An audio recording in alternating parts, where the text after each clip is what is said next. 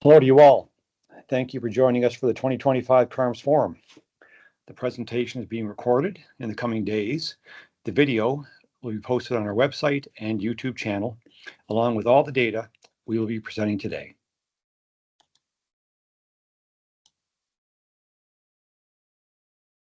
As we begin, I want to acknowledge Canada as the land of the First Nations, Inuit, and Métis. I further acknowledge the CaRMS office, located in Ottawa, stands on the traditional territory of the Anishinaabe Algonquin people. Today and always, I pay homage to the Indigenous peoples past, present, and future from all nations across Canada who contribute to the strength of this country. I and the entire CaRMS team are continually grateful for the opportunity to live, work, and learn here. CaRMS is an independent, not-for-profit organization created to provide an open, transparent application and matching process that puts thousands of medical students and residents on the path to practicing medicine in Canada every year. Established jointly by medical learners and faculties, our independence from any one medical organization is what allows us to balance applicant and faculty interests to run a match that is objective, fair, and in the best interests of all participants. We are deeply rooted in the medical education community with a governance structure that ensures we are guided by and accountable to the very community we serve and support. Our board of directors is drawn from member organizations, with learners comprising 35% of the CaRMS board, and provides oversight of CaRMS activities. This enables us to be fully transparent on critical matters such as match processes, data, privacy, and financial stewardship. Today, more than 50 years after CaRMS was created, CaRMS remains a successful, independent organization thanks to the continued collaboration of our member organizations. Before we dive into the data, I would like to share something of a personal nature. With my retirement coming at the end of June, this will be my final CaRMS Forum. This has led to some retrospection while putting together this year's presentation. My first CaRMS Forum was in Montreal in 2016. That was in person, with the ability to see and engage with attendees in a very different way compared to this current virtual experience. Those sessions were highly interactive, and we often heard terrific insights from attendees. One benefit, of course, of virtual technology is that it removes geographical constraints. And at least in the early days, it removed different constraints for some who were able to realize a lifelong dream of showing up at meetings without pants. You will hear a lot in the next hour or so about trends over the past 10 years. I invite you to consider that 10-year view, particularly through the lens of a system which has shifted and grown in response to changing demands and pressures. I've had the opportunity to meet with many individual applicants, program directors, senior faculty, and government officials over these past 10 years. Without exception, they are all thoughtful and approach their decision-making with great care. For applicants, social accountability is evident as they are seeking and finding what they are passionate about in the practice of medicine. They are excited about this next step. For program directors, they approach the selection process with the seriousness and diligence appropriate for the great responsibility they hold. Policymakers at all levels have the interests of Canadians and the Canadian healthcare system foremost in their thinking. These are not trends, these are constants. One concerning and regrettable trend over the past 10 years has been the proliferation of baloney and flimflammery from social media and other information sources. You may have even noticed a marked increase in the nonsense factor since, the last 110 days.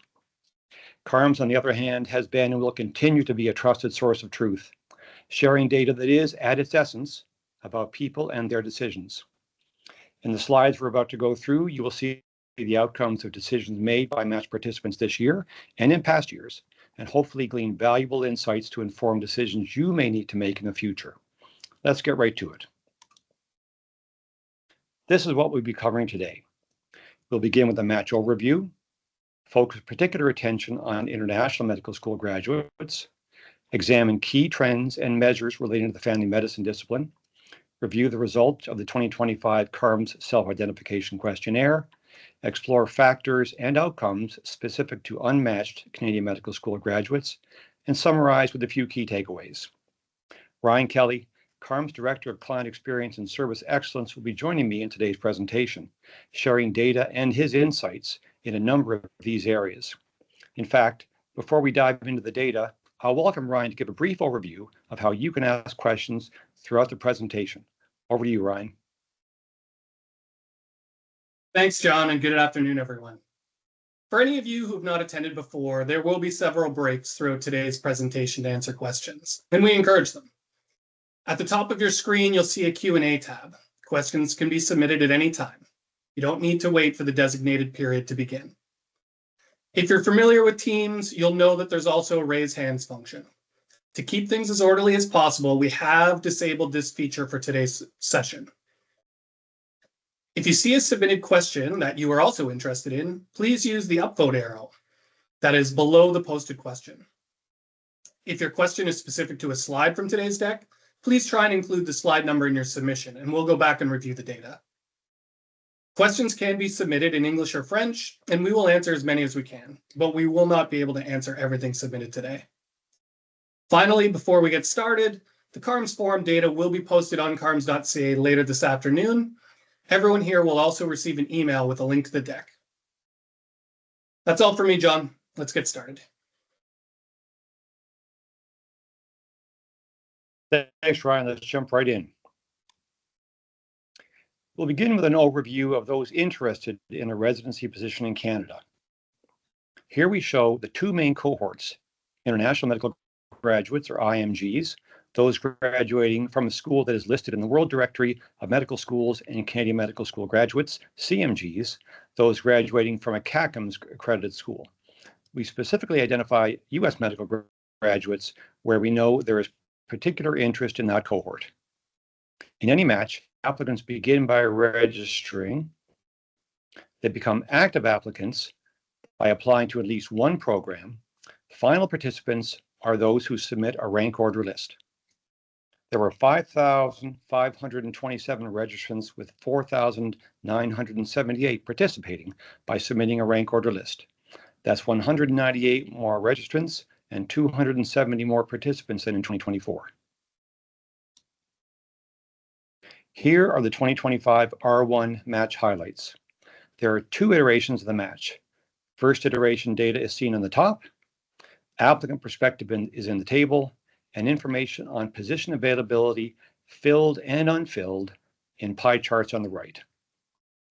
There were 3,991 positions available, which compares to 3,705 positions available in 2024 and 3,532 in 2023.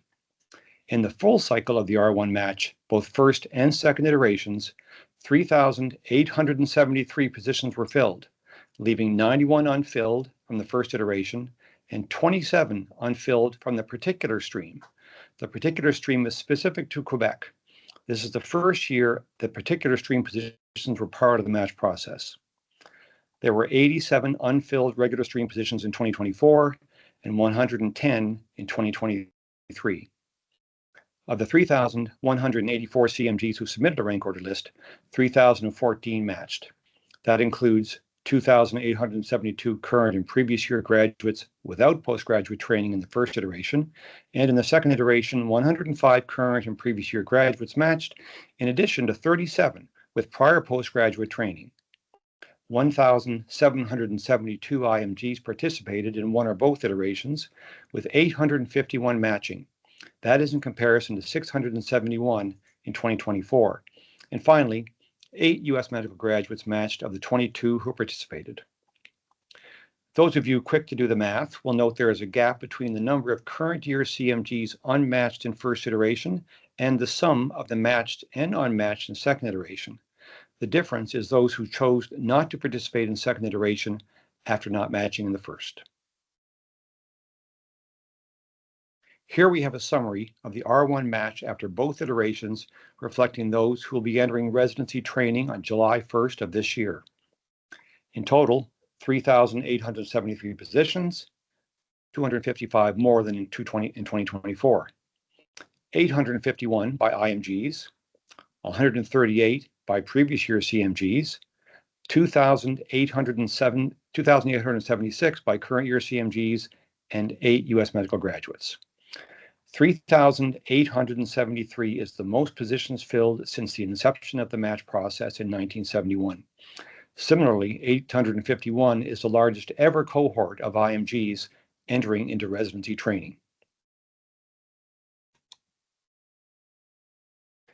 This is a view of the available positions and participants for first iteration. Importantly, this represents the original quota available to CMGs and IMGs before the impact of reversions. More on reversions in a moment. This is the quota that would have been reflected in program descriptions. Columns showing available positions, blue for CMG, and of note, this includes positions in Quebec where positions are available to both CMGs and eligible IMGs, and burgundy for IMG quota. Original IMG quota increasing by 15% and CMG quota by 5.3% in 2025. The lines represent participation, again, blue for CMGs and burgundy for IMGs. You can see that both CMG and IMG participation levels have increased slightly but steadily over the past 3 years. This is a good place to point out that this and many of the subsequent slides are for first iteration. You will see that clearly labeled in the lower right-hand corner.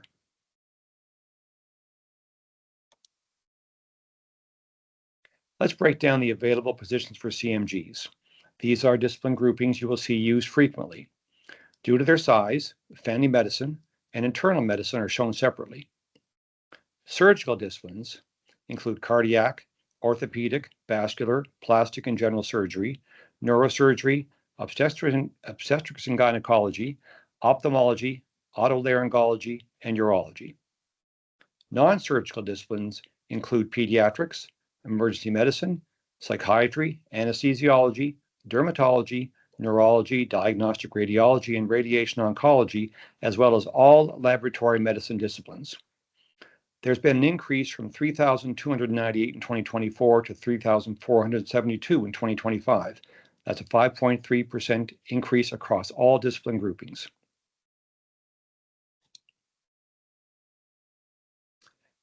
This data is specific to CMG participants and original quota. Quota is the burgundy line above the bar. Blue portion of the bar is current year CMG participation. The green is prior year CMG participation, and the orange circle contains the ratio of available positions to total CMG participation. Given the quota available to CMGs and the number of participants, the ratio of quota to participants in 2025 is now 1.12. That ratio has been increasing since 2018. Quota is up 496 from 2016, or just shy of 17%. In that same period, CMG participation increased from 2,904 to 3,091. That's a 187 increase or 6.4%. This is a view for IMG dedicated quota. Again, original quota before reversions. In 2025, there were 470 positions compared to 407 in 2024. That's a 15% increase with more quota in each category year over year. Before we move on, I do want to talk about something we haven't covered on the CaRMS Forum before, and that's the reversion process. As part of the match planning process, provinces and faculties make decisions about the number of positions they will offer to meet local human health human resource objectives. That includes the number of positions available in each discipline by location and eligibility stream. Those decisions are reflected in the positions offered at the beginning of each match, as shown in program descriptions. Faculties also have at their disposal a tool called reversions. Reversions allow a faculty's postgraduate medical education office to submit instructions to CaRMS to transfer specific positions assigned to one program that are not filled after running through that program's rank order list to another program site, including across disciplines or eligibility streams. During the running of the match, reversion instructions are submitted to CaRMS before the match and are only implemented if the identified positions are not filled. Until the past few years, use of reversions has been minimal and has not affected system-level data in a significant way. This year, a marked increase in the use of reversions in the first iteration means it is time to talk about reversions and the impact on match outcomes. Here we see the original CMG quota.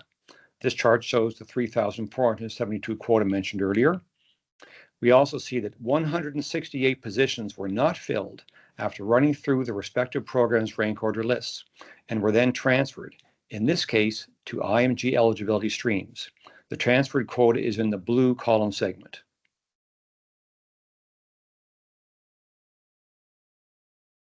We can see here that the 168 positions unfilled after running through the CMG rank order lists were transferred to IMG quota, 165 within the family medicine discipline and 3 between disciplines.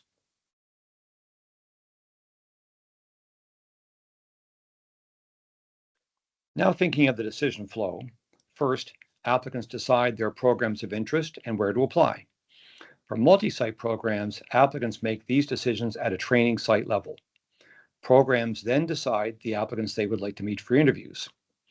This is a view for the last 5 years of the percentage of applicants receiving at least one interview offer, broken down by number of cohorts. You can see with certain cohorts, almost all members receive at least one interview offer. Take into account that for some groups, the population size is fairly small, which can result in somewhat dramatic shifts year over year. One notable trend is the increase from 2021 in the percentage of international graduates receiving interview offers, with this year more than 95% of current year IMGs receiving at least one interview offer. For previous year IMG graduates, the likelihood of receiving an interview offer has increased dramatically in the last 5 years. This correlates to the marked increase in the number of matched IMG applicants, the highest number of matched IMGs on record. After interviews, both programs and applicants turn their attention to ranking, the most essential of decisions. An important feature of our Canadian system is that it is safe for all participants to reflect their true preferences in their rank order lists, knowing that by listing their true preferences, they put themselves in the best position to realize their desired outcomes. If you have any questions about that, I encourage you to go to CaRMS.ca and look for how it works, the match algorithm. Here we look at the first choice disciplines for Canadian medical graduates. That is the discipline reflected in the number 1 rank on their rank order list. Family medicine in blue, internal medicine in green, surgical in burgundy, and non-surgical in orange. In 2024, we highlighted the increase in the percentage of Canadian medical school graduates ranking family medicine as their first choice discipline. This year, the trend which began in 2016 of a decline in the percentage of CMGs ranking family medicine as first choice continues. When asked about first choice discipline metrics, I point out that most applicants apply to and rank more than one discipline, meaning their interest goes beyond their first choice. So it is important to remember that interest can be measured more holistically in the first choice discipline view. It is also important to mention that family medicine has been and continues to be the single most popular discipline as a first choice for Canadian medical school graduates. The decrease in both family medicine and internal medicine as a first choice discipline is offset by the highest proportions in the last 10 years for both surgical and non-surgical disciplines. Given the many conversations on the importance of primary care in the Canadian healthcare system, later in the presentation, Ryan will be shedding more light on family medicine in the context of the application, selection, and match process. Here we look at the first choice disciplines for international medical school graduates. This is the same format as in the previous slide.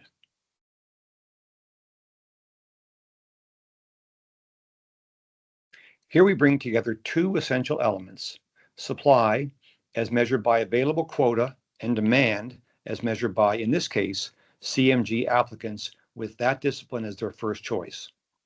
The lines represent the ratios of quota to CMG applicants with that discipline or discipline grouping as first choice. Upward slope indicates increasing supply versus demand. Downward indicates increasing demand versus supply. Using non-surgical disciplines, which is the orange line, as an example, you will see a downward trend, therefore more demand versus supply. In 2016, there were 86 positions available nationally for every 100 CMG applicants. Now in 2025, that ratio is 83 to 100.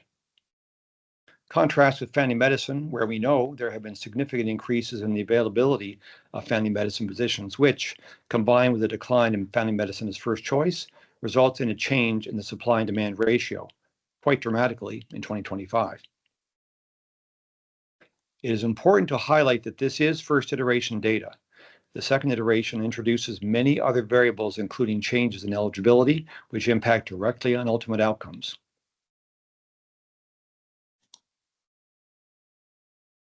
This analysis shows the percentage of applications included on both the CMG applicant and program rank order list, with views of applications to home and away schools. The blue bar is the national view, and each of the 4 lines represents a region.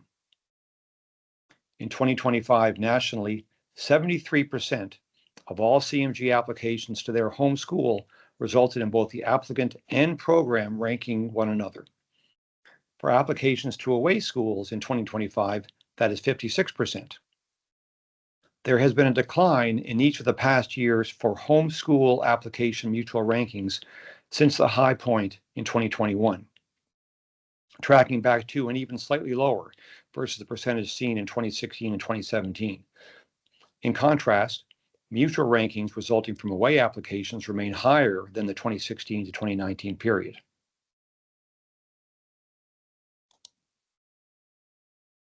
This is one of our standard outcome measures. Percentage of CMGs matched to their first choice discipline.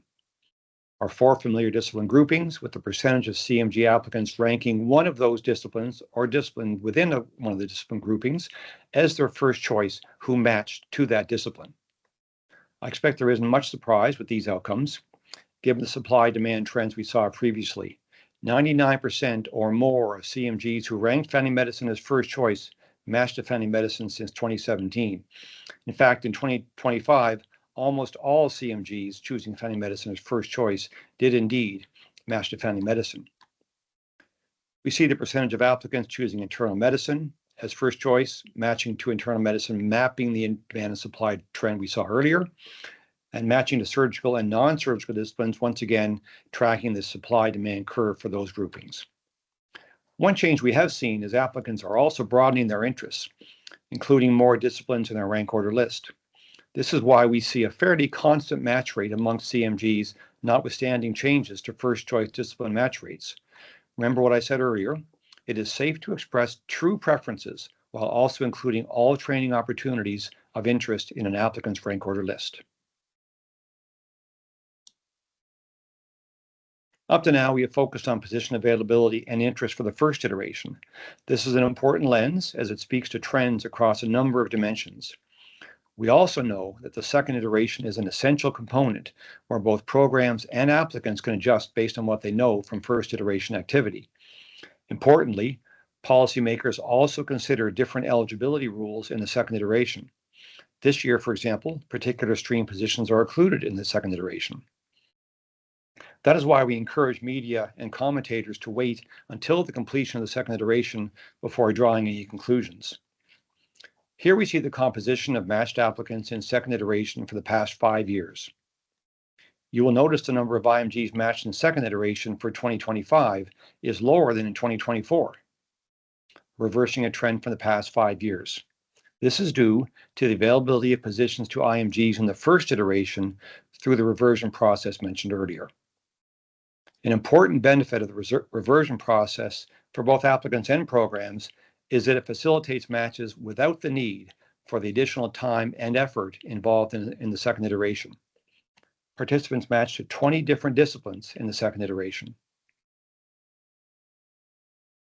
Here is the view of positions filled in the second iteration of the 2025 match, broken down by applicant cohort and discipline category. Of the 298 positions filled, 196 were in family medicine, 23 in internal medicine, 66 in non-surgical disciplines, and 13 in a surgical discipline.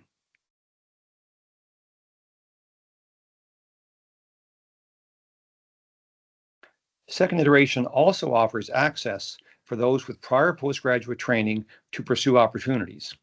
This is sometimes referred to as transfers, although this can include applicants not currently in training.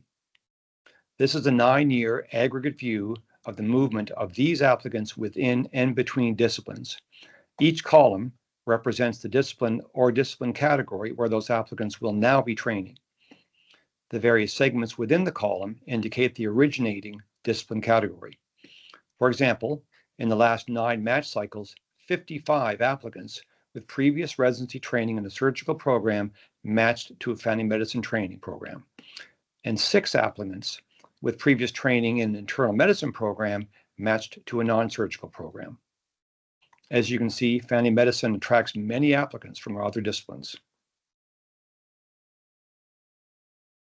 Now we'll pause to see what questions we have. Perfect. Thanks, John. A lot of great data there to get us started. We actually only have 2 questions right now. I think people are still mulling over what they were just presented, and they're both process related. So the first question, for the 2025 second iteration timeline, it seems like there was not as much time allocated to program activities in previous years. How are timelines created, and can more time be given for this tight turnaround? Is it unfair to turn this back to you, Ryan, since this is your area of expertise? Or you want me to handle it? No, I got it. They're both process, so I'll probably just tackle them both. Okay. So the timelines are created with 3 primary milestones in mind. First, training begins July 1st. That's the initial step of the work back schedule. Second, the CaRMS match is to run in advance of the US match to ensure that our system has the greatest opportunity to match as many Canadians as possible. And third, the second iteration deadlines are scheduled around postgraduate office activities to ensure that all matched applicants in second iteration can be registered and oriented in advance of that July 1st start date. Now, we recognize that the second iteration is always a bit hasty when compared to the first iteration. And one of the big factors that does impact the program activities is, of course, Easter. Easter weekends shift year to year, and that can often impact program time by 1 or 2 days in each cycle. I think it's something that we recognize is a struggle year over year. And it's something that likely played a factor into some of the family medicine decision-making related to reversions. That idea of creating a process that allows you to match as many applicants as possible in first iteration to reduce workload in second iteration. That obviously is a bit of speculation on my part, but those three key milestone dates are really the drivers around second iteration timeline creation. The second and final question before we transition back to me, were positions in Quebec included in the match before these particular stream positions were included in second iteration? The short answer is yes. Quebec has been a full match participant in the R1 match since 2005. These particular stream positions are a new entry into the match this year. I wouldn't necessarily define them as supernumerary, but they do come from a different position of funding and decision making, and the allocation of quota for those positions is based on first iteration match results. So again, the short answer to your question is yes, Quebec has been a full participant for the last 20 match cycles. That's the end of our questions, and as I said, it's a transition back to me. So I will share my screen and we will continue with the presentation.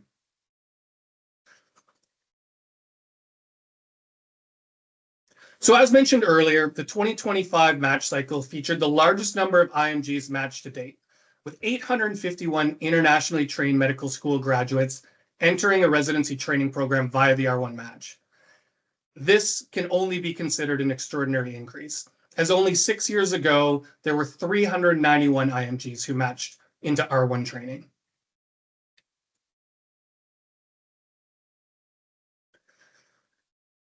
The biggest increase in year-over-year IMG match results to date, and more than double the total number matched when compared to 2021.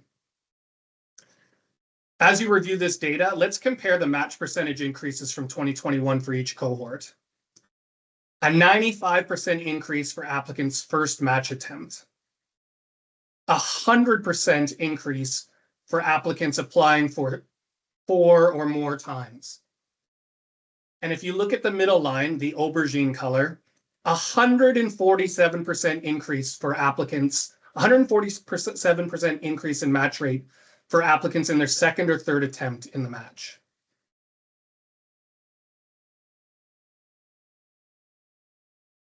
Perhaps unexpectedly, the percent changes for this slide indicate that the benefactors from the additional opportunities made available by reversions were the graduates from 3 or more years ago. The 518 matches for applicants who graduated more than 3 years ago is higher than the total number of IMGs matched any time before 2022. There was a 9% increase for applicants graduating more than 3 years ago, with 159 more applicants matching when compared to last year, and a 16% increase for those graduating exactly 3 years ago. Each of the other cohorts experienced a slight dip in overall percent matching in 2025 when compared to 2024.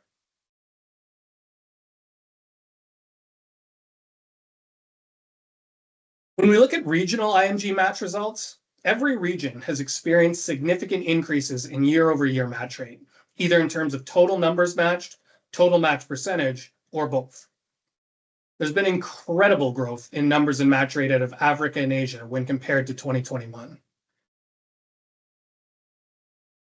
The final thing I want to highlight on this slide, Oceania Pacific Islands match percentage in 2025 is the first time we've seen a regional match at a higher than 80% match rate.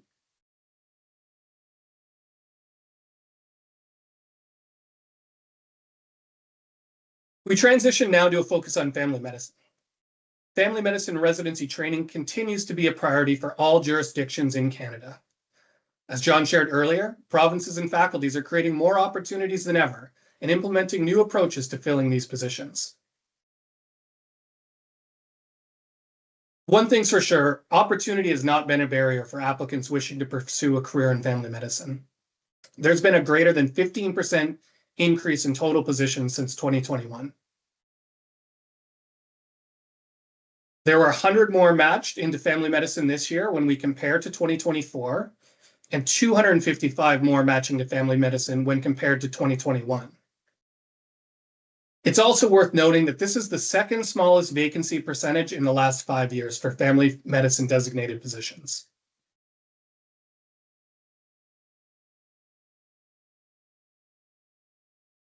John had shared earlier that family medicine as a first choice discipline for CMGs dipped below 30% for the first time since the 2008 R1 match. This is the lowest number of CMG applicants matching to family medicine in the last 5 years, with last year's spike appearing to be an outlier in the 5-year sample. CMG applicants selecting family medicine as a first choice discipline has fallen more than 10% since 2015.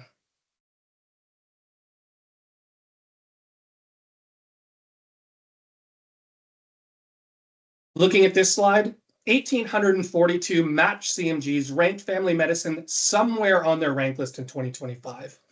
This represents 59.5% of the total CMG cohort in this year's match. In 2021, that percent was 68.1%.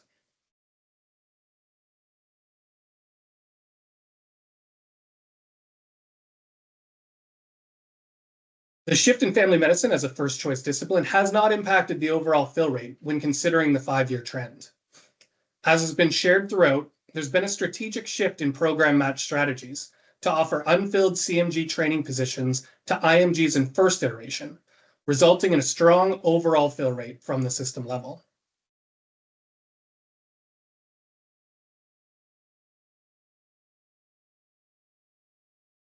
Next, a look at the CaRMS self-identification questionnaire.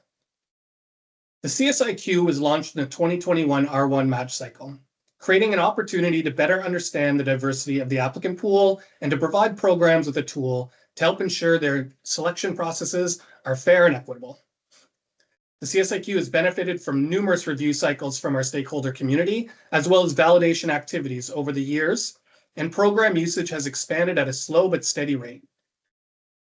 In its inaugural year in 2021, 9 programs from one faculty were part of the pilot group. This year's match cycle featured 8 faculties and 144 program sites listing the CSIQ as an optional consideration in their selection process. This has been our largest fulfillment rate since the introduction.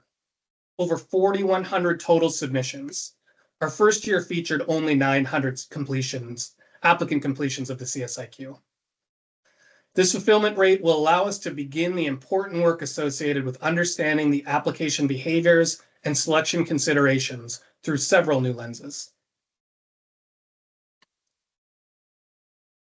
One of the initial observations when reviewing and comparing the data from previous years is that the proportions for certain questions are very similar and others dramatically different. And this slide is a perfect representation of that. The proportions for indigeneity are very similar to last year's data, but the proportions related to racialization are dramatically different when compared to last year and previous years. This really reinforces the notion that an appropriate minimum applicant participation rate is paramount to the validity of any single year or multi-year analysis.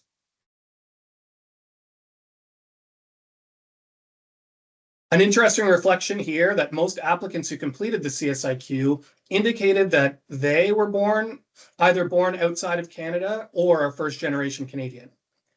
And a reminder that there was a greater than 80% fulfillment of the CSIQ in this match cycle. Additionally, a total of 229 applicants indicated their journey to a residency training program involves managing a disability.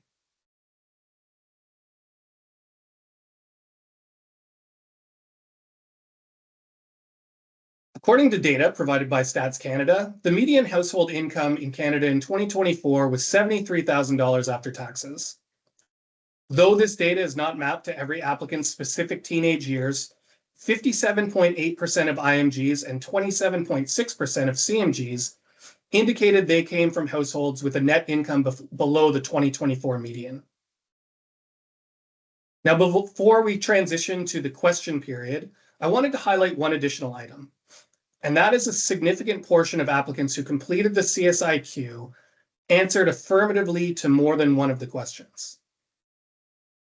As mentioned, an expanded analysis of this year's CSIQ data is being scheduled, but this work will not take place in isolation. The creation of the CSIQ was championed by applicants and faculty, and this data is intended to serve the community. So it only makes sense for our stakeholders to be involved and provide guidance and counsel as the process unfolds. All right, we will now go back to the questions. So the first question relates to slide 27. So I will get us back there.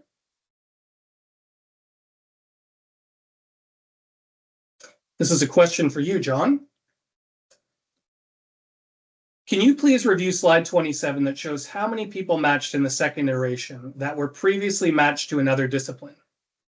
Do we know how successful applicants are in this, i.e. what percentage of residents in the PG program match in the second iteration to another program? Yeah, I think to answer that question, I think you'd have to go back to one of the earlier slides, the R1 match highlight slide. I can try to get back there. It's probably slide 6 or 7. And in there, we show matched and unmatched for those with previous postgraduate training. So that is the current year picture of that. And we could certainly aggregate that over a number of years to find a broader view of that over the passage of time. But that's where you'd find the 1 year view. And again, you'd have to go back to previous years just to get a better sense. But if and maybe this is a good time to highlight the fact that CaRMS is very much in the business and wants to provide data to help inform the many questions that people have. And if you do have a request of that or any other nature, on the CaRMS.ca website, there's a data request section, and feel free to answer or ask questions there, and we will be able to provide you with some information. I hope that covers the question. I think it does. So going back to slide 23, I knew that there would be questions coming in after the fact when people had a chance to reflect on your presentation. Any insights on why mutual match rate seems to have decreased more in Quebec in particular, and not the particular stream, just specifically? No, I don't have any particular insights into that myself. This is actually my opening comments about the in-person experience versus the virtual experience. I would love to be able to get the insights, the kind of thing you're looking for about, why are these things happening in this way at this time. I do not have an answer to that question. I think the folks who would know are those who are directly involved in the Quebec world, either applicants or programs. And in fact, I yearn for the days, although I won't be personally involved, of course, in the future. I do yearn for the days where that in-person interaction and being able to ask those kinds of questions in the moment, will provide some insight. In fact, if there are others of you who have responses or thoughts on that, I would think it would be great to have folks add those things to the chat if they have any particular perspective on it. And one final question, if you could advance to slide 32. Does the regional breakdown represent where IMGs attended medical school? Yes, it does. The regional breakdown isn't linked to country of birth or the region where they grew up. It's linked to where their medical school was. Yep, exactly. Perfect. So that's the end of our questions. So we can continue with the presentation. Okay, thanks, Ryan. I'm going to rifle through here. Forgive the bit of whiplash if you get it as I'm firing through some slides here to get up to where I'm going to begin.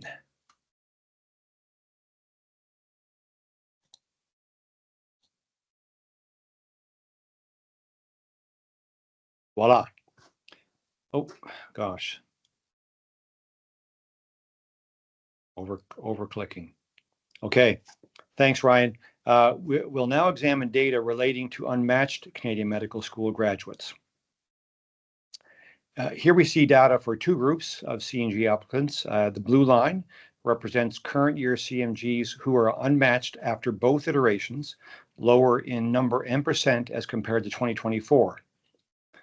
The burgundy line reflects current year CMGs who do not match in first iteration and choose not to participate in the second iteration. There's been a general upward trend since 2016, with 2025 being the highest we have seen at 2.2%. This is a view of unmatched CMGs after first iteration, and we will look at this predominantly through a supply and demand lens. There were 219 unmatched CMGs in first iteration, and of those, 184 had a first choice discipline with more demand than supply, and 35 first choice discipline of more supply than demand. For the full group of CMGs participating in first iteration, 54% had a first choice discipline with demand greater than supply. For the first iteration unmatched group, that measure is 84%. Probably not very surprising. However, it is important to recognize these basic elements of opportunity and interest that may be factors. Additionally, we separated those groups between those who applied to programs where there was at least one position available after first iteration or not. For example, in the demand greater than supply group, 132 of 184 applied only to programs where there were no positions remaining. Going one step further, we will now see the number of disciplines ranked on this slide for CMG applicants with a first choice discipline with more demand than supply. You can see on the left-hand side, those applying to programs with no unfilled quota after first iteration. 88 of 132, or 67% of applicants ranked only one discipline. For the full cohort of current year CMGs, 49% ranked one discipline. You will appreciate that the combination of one ranked discipline or even two disciplines, and that discipline or disciplines attracting more applicants ranking only that discipline than there are positions available, creates a situation where it is inevitable that there will be unmatched applicants. And it is possible that applicants are unmatched even if ranked. There are simply not enough positions available in that discipline based on applicant interest. The possibility that applicants pursue relatively few locations, of course, compounds the challenge. For the group represented on the right, it is still the case that position availability versus combined applicant interest creates an imbalance. However, as there is at least one unfilled position, program preference may be a factor. All this being said, applicants have control over their decision-making, and in my experience are indeed eyes wide open about their choices. Nonetheless, these are difficult circumstances. These charts speak to first iteration unmatched CMGs with first choice discipline of more supply than demand. A majority in both categories ranked one discipline. Here we have a much smaller group of applicants. Availability of positions is not the issue, at least at the discipline level. However, limited choice of location can be a factor, for example, with the group on the left, where there are no unfilled positions. For further context, here are the match rates for CMGs ranking one discipline. Burgundy is all disciplines, and contrasting match rates for family medicine as first choice discipline and all high demand disciplines. You can see that the overall match rate declined from 2016 to 2025 for those ranking one discipline, with high demand disciplines largely driving that overall reduction.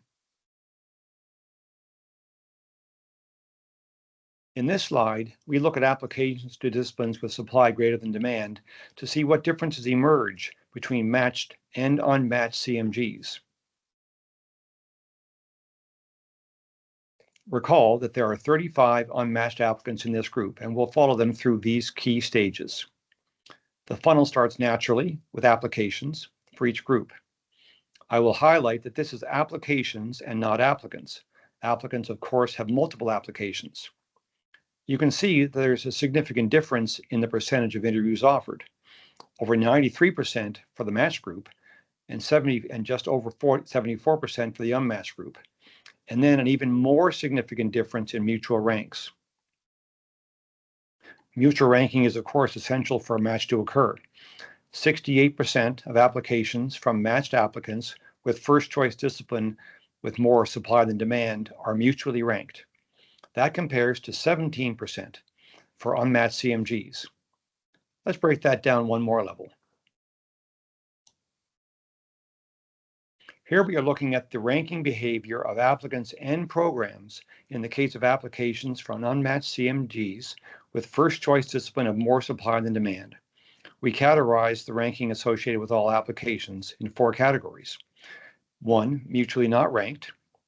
2, applicant ranks the program, but program does not rank the applicant. 3, program ranks the applicant, but applicant does not rank the program. And 4, mutually ranked. On this slide, we have 2 categories. Mutually not ranked in burgundy, i.e. neither side shows interest through their rank order list, and program ranks applicant, but applicant does not rank program in the blue, i.e. program is interested, but the applicant is not interested. Mutually not ranked has declined by approximately 15% in the last 10 years, while the percentage of applications where the program is interested and the applicant is not interested has risen dramatically from 4% in 2016 to 36% in 2025. So, of the 35 unmatched applicants in this group, 36% or 13 applicants would have been matched but chose not to rank the program. Here we look at the other 2 ranking combination possibilities. There's a downward trend line for the percentage of applicant ranking and not programs over the 11-year measurement period, that's the orange line, with lots of up and down variation over the years. And 2025 shows a slight increase as compared to 2024. In this situation where there was a mutual ranking in green, for that particular program, there were no unfilled positions.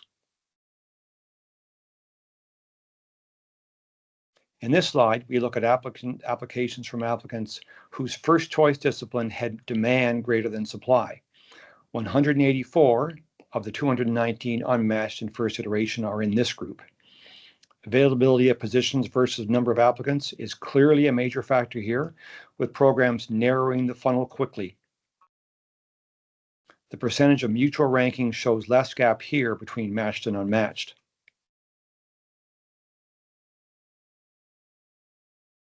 For disciplines where demand exceeds supply, this year we see a slight decrease in the scenario where neither side is interested, that's the burgundy line, from 32% in 2024 to 29% in 2025. That continues a very slight downward trend since 2016. The percentage of applications where applicants are interested and not programs has increased approximately 6% since 2016. Recall that for surgical and non-surgical disciplines overall, there are more applicants in relative terms to position availability over the 10-year period, as we saw in the supply-demand curves earlier. In many cases, programs with similar quota year over year will continue to interview and rank more or less the same number of applicants. So, with more applicants, an increasing number will not be ranked. Here we see the mutual ranking scenario that did not result in a match, that's the green line, consistently close to 20% over the past 11 years, and again, a direct result of positions being filled before that mutual rank is reached. In disciplines where demand is greater than supply, the instance of programs ranking and applicants not ranking is negligible. Following the path of unmatched first iteration applicants into second iteration, this shows us the propensity to change first choice discipline. Of the 143 current year CMGs unmatched in first iteration and participating in second iteration, just over 52% changed their first choice discipline in second iteration. That is more than an 11% reduction since 2021. That, of course, means there has been an 11% increase in the likelihood of CMGs retaining their first choice discipline into second iteration. Here is a breakdown of the 49 unmatched CMGs after second iteration based on program ranking profiles. 26 were not ranked by any programs, 13 ranked by some programs, 8 ranked by all programs, but programs were filled before their rank, and 2 could have matched but did not rank the program. Let's circle back to the decision to participate or not in second iteration for current year CMGs. This is the 5-year view.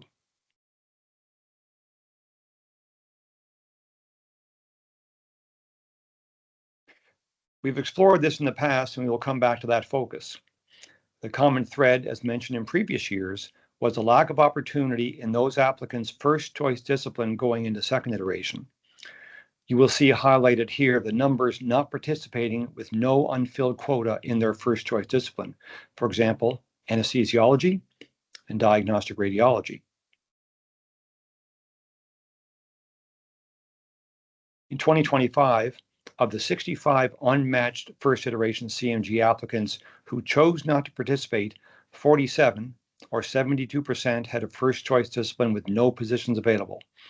In 2024, of the 44 who chose not to participate, 17 or 39% had first choice discipline with no positions available. That number for 2023 was 71% and 2022, 76%.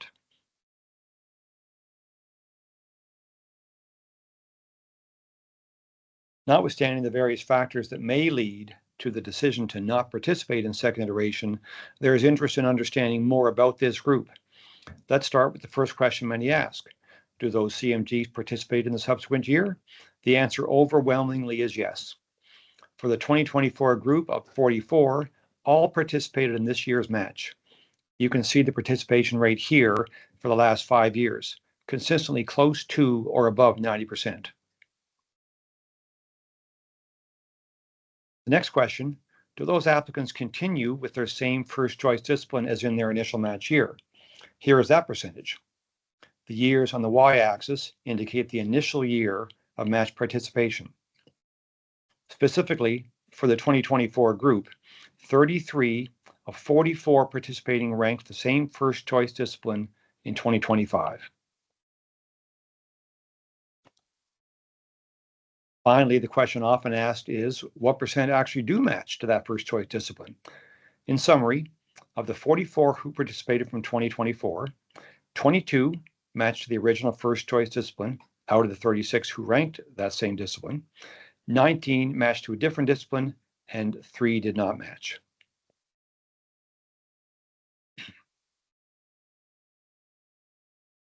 When looking at CMG match rates, we always want to consider the long term. Here, we look at the ultimate success of the Canadian Medical School graduate in terms of obtaining a residency position through the application, selection, and match process, a process that intends to provide opportunity, choice, and optimum outcomes for learner and program participants. As we see here, ultimate CMG match rates are above 99.5% for all but 2 of the past 10 years of CMG cohorts.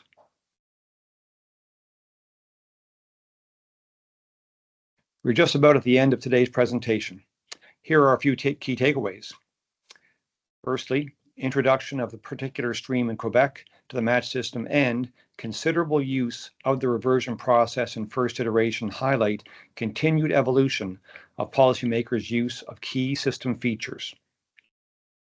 Continuing increase in the number of positions available across eligibility streams and disciplines are in line with the growing needs of Canada's healthcare system and the people it serves.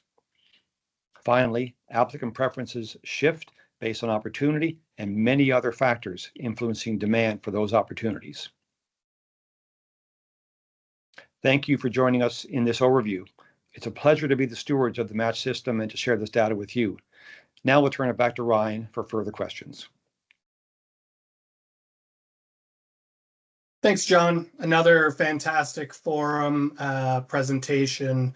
As you mentioned to the audience earlier, this is your 10th and final forum. So, on behalf of the team and the audience here, I just want to thank you for all your commitment to presenting the data transparently and objectively, and your commitment to looking for or trying to facilitate improvement within the system. So again, well done, and thank you from everybody. We have only one question. There may be more trickling in as people are musing over what's been presented today. It was a question about if there's any data that demonstrates whether faculties would in fact rank an applicant who they didn't interview.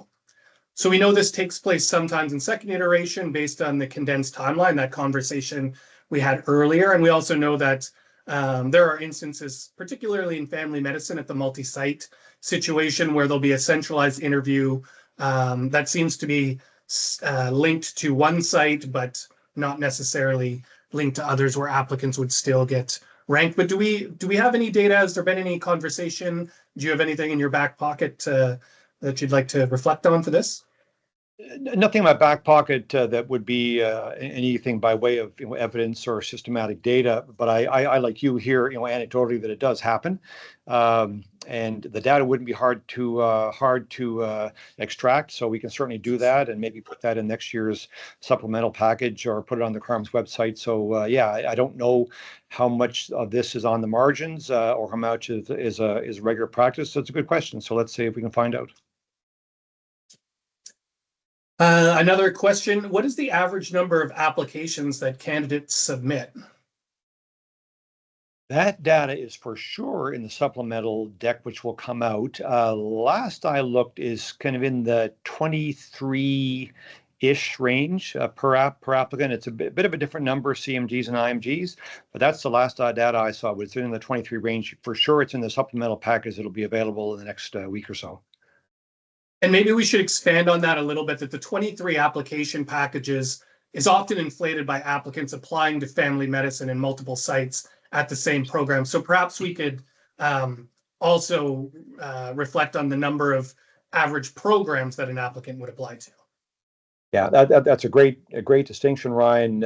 In fact, some people will know that we changed our fee structure a few years ago to reflect that the reality of a number of programs, a number of disciplines, and most obviously family medicine, but internal medicine, psychiatry have multiple site programs, and we want to make sure that applicants have access to all the positions available in a given program. So we structure our fees accordingly.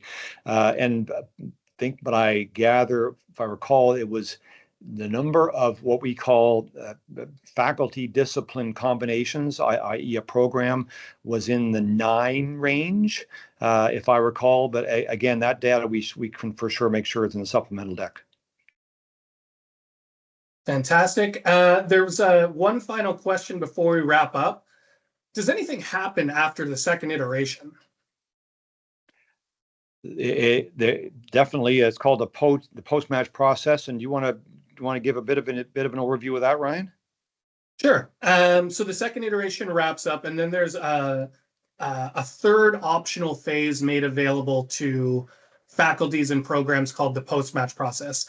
It's free participation for applicants, and it's optional participation for programs. So any program that wishes to take a third opportunity to review candidates to fill positions, they're able to advertise those positions as available. Applicants are available to apply.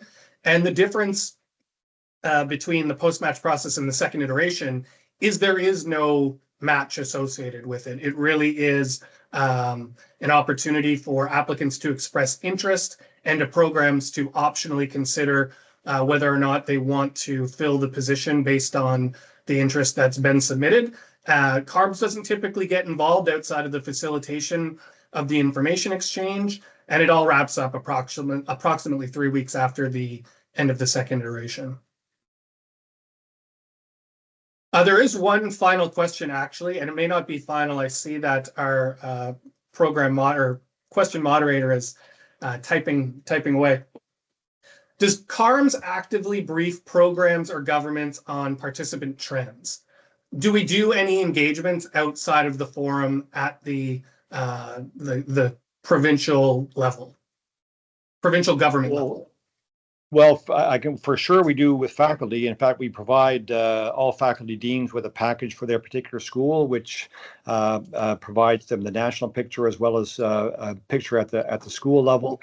And yes, there are provinces who are very interested in views at the provincial level. As you can imagine, they're setting policies and they want to understand what the current facts are and to understand what might be the implications of different policy choices. So for sure we do that. And I know some even will take the data we make available on the CaRMS.ca website.